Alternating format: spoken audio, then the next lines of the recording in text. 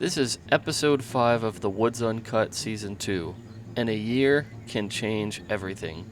1 year ago at this time, the surface of this enclosure was quiet.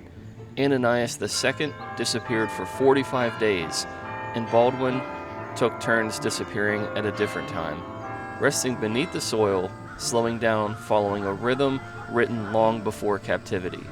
Today, the rhythm is different. The enclosure has changed. The terrain is more open, the forest edge is wider, and instead of retreating, these toads are thriving. This episode isn't about hunger, it's about preference. Males and females don't hunt the same. They don't choose the same prey, and over time, those choices shape dominance. This is Baldwin. 3 years ago, his future was uncertain. Surgery, recovery, and a slow return to strength. But survival isn't just about healing, it's about staying present.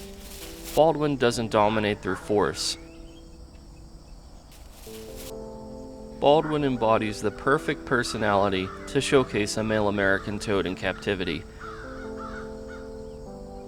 A very humble and passive tank mate, Baldwin does not seek out conflict. He often looks to avoid it. But that doesn't mean that Baldwin still can't thrive inside this hostile environment.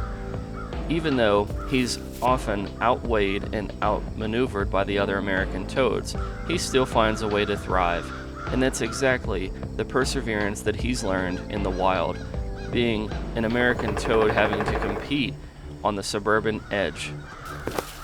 Easily the greatest surprise entering into 2026 was the behavior and activity level of Ananias II.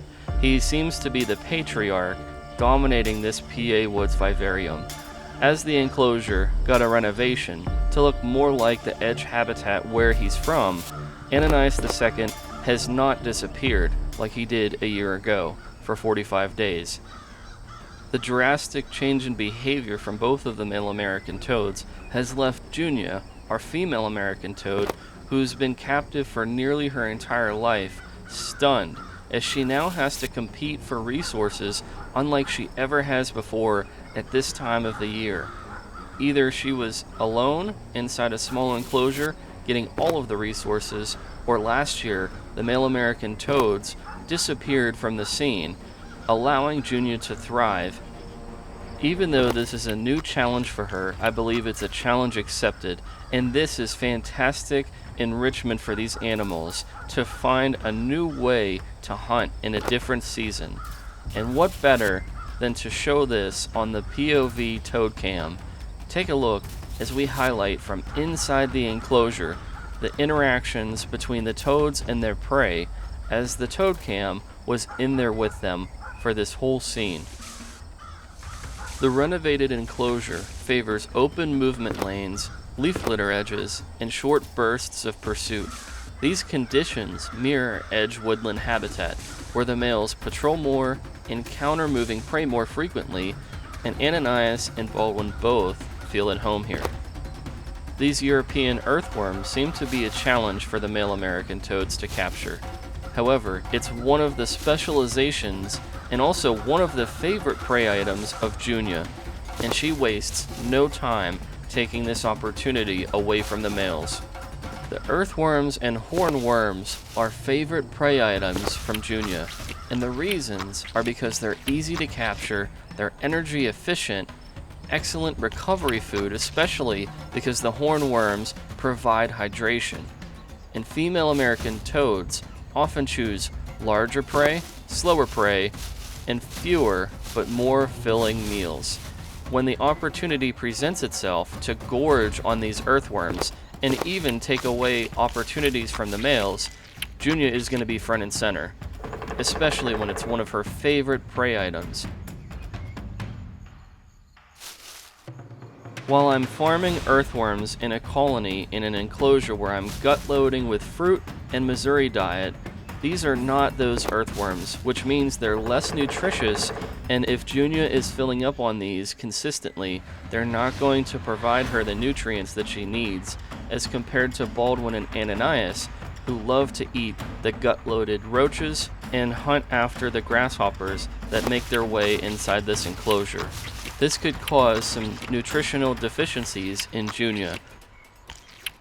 Taking a look at the generalization of the prey items that these toads have shown, female American toads prefer slower moving, larger, and more filling prey items, whereas the males are a little more opportunistic, chasing after much smaller prey and literally hunting it down inside the enclosure, where Baldwin and Ananias will actually chase down roaches that flip off of their backs and go after grasshoppers.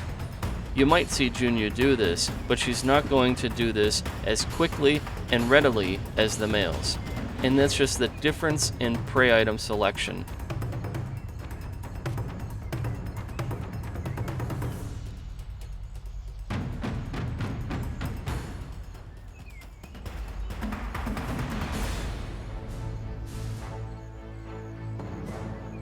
These American toads are going to have a fantastic 2026. They have a gut-loaded roach colony, a gut-loaded earthworm and isopod colony, and they have an upcoming battle with my black field ants, who are actually the 4th star of this show. Their first encounter is going to be monumental in terms of enrichment for the toads, population control for the black field ants, and also setting the stage for a natural enrichment stimulation for the American toads like they would have seen in the wild. The diversity of prey items is very important for a generalist species like the American toad, but it's not just about the various prey items these animals are eating, it's also what their prey items are eating as well. If these roaches were not gut-loaded with all of the different things that they're offered inside their enclosure, like the Missouri gut loads and the fruit, even some veggies, then they would mean nothing for these American toads. Colonizing the prey items like earthworms and roaches and even the black field ants is a lot like farming. You want to make sure, if you're going to consume anything, that it's well fed, healthy, and nutritious. And it's no different with keeping frogs and toads in captivity. Whatever we feed our food, we also consume. These American toads from the PA Woods Vivarium will only eat 1, maybe 2 times a week, so every meal is vital. The difference in prey items could explain why Junia is a little bit slower and less hungry. Roaches and grasshoppers are better protein to fat ratio, with higher chitin content, with digestive stimulation enhanced. It's a more balanced amino acid, especially when gut-loaded. It's important to take note that Junia's not eating the gut-loaded earthworms either. She's just eating the ones that arrive from Josh's frogs. They're much higher moisture, so she probably has a lot of moisture inside of her belly, which means that she's probably feeling very full. Long story short, these grasshoppers are much harder to catch, but they're worth it.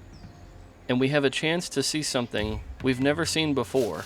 On the first encounter, my American toads have been widely unsuccessful catching grasshoppers, but here we have a chance to see Ananias showcase his hunting prowess.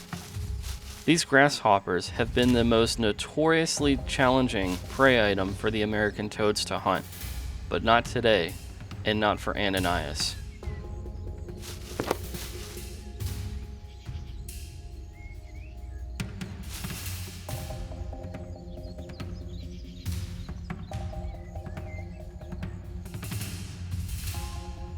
It's undeniable that Ananias has been the American toad in January that has shown the most activity and who's been the most dominant hunter.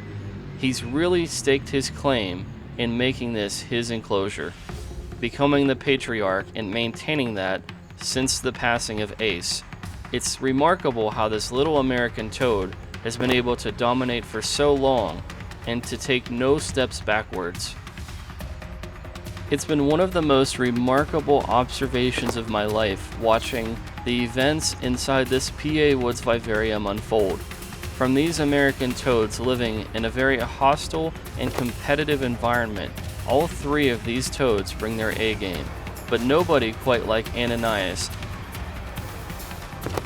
Ananias showcases that undeniable, methodical perseverance required if you're going to consistently dominate. Junia's advantage is weighing more and being much stronger than Ananias, and Baldwin is much quicker and more elusive, being smaller than Ananias, but his superpower is not defined by strength or ability. It's by persistence. It's by his consistency that he has his greatest advantage. Ananias does not grow weary in the journey of the destination of life. When Ananias enters that final Colosseum, the major milestone moments, each hunt, each opportunity to showcase his greatness, he delivers again and again. The consistency of showing up in the most challenging and even in the quietest of times are what prepared this American toad for this opportunity. I hope that you'll continue to watch the lives of the American toads and black field ants in the Woods Uncut. Please consider liking and subscribing and sharing with your friends